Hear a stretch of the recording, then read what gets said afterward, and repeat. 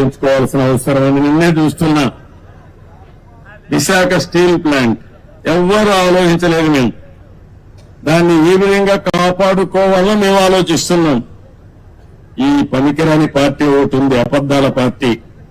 ఆ పార్టీనే అబద్దాల ఫ్యాక్టరీ. అది వాళ్ళ కడుపు అంతా అబద్దాలు అంటే ఆ పొట్ట నిండా అబద్దాలు తప్ప ఏమీ ఉండవు వాళ్ళకి. వాళ్ళు చెప్తున్నారు ఎప్పుడో వీళ్ళకి కల వచ్చిందంట, నేను ఒప్పుకున్నానంట ప్రైవేటైజ్ చేయడానికి. ఎన్నోసార్లు చెప్పా.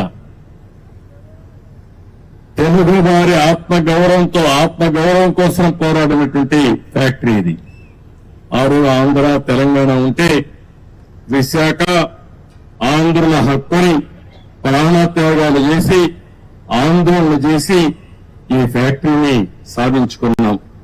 ఆ తర్వాత ఇది ప్రైవేటైజ్ చేస్తామన్నప్పుడు వాజ్పేయి గారి గవర్నమెంట్ లో నేను గట్టిగా ఫైట్ చేసి ప్రైవేటైజ్ చేయకుండా కేంద్రం ఆర్థిక సహాయం చేసి ఈ ఫ్యాక్టరీని కాపాడుకున్నాం.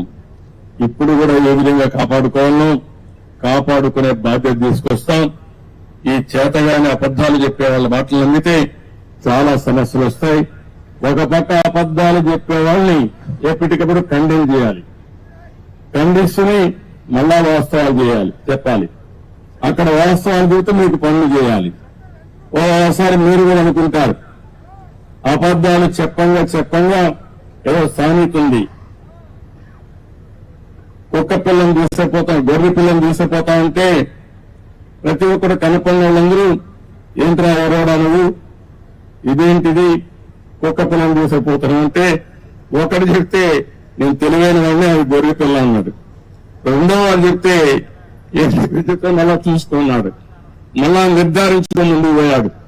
మూడోసారి చెప్తే వీడికి అనుమానం వచ్చింది. నాలుగోసారి అంటే ఇది కుక్క పిల్లని పారేసి వెళ్ళిపోతాడు. అది పందాలో ఈ వైఎస్ఆర్ కాంగ్రెస్ పార్టీ పనిచేస్తా ఉంది. కానీ కరడు గట్టిన ఆర్థిక ఉగ్రవాదులు వీళ్ళు, విశాఖపట్నాన్ని దోచేసినటువంటి దొంగలు వీళ్ళు. వీళ్ళు వదిలిపెట్టే సమస్య ఉండదు. ఏం భయపడవలసిన అవసరం లేదు. మీ మనోభావాలకు అనుగుణంగా పనిచేస్తాం.